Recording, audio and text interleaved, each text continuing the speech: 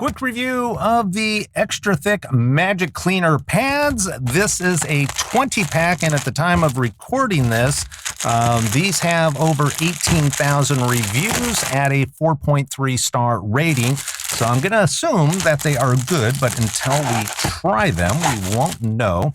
All right, so first thing, compared to a name brand, I will say that these are definitely good size, much thicker than the name brand that you can find at the store. However, they do feel a little bit softer, so let's go ahead and try this out real quick in the shower and see how well it works.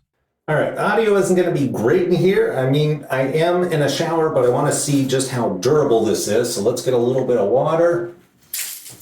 Ooh, that was more water than I wanted.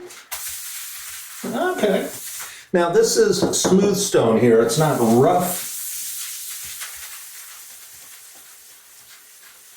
And it's pretty clean right now, so I don't expect it to pick up any dirt per se. Again, I'm just looking at wearability.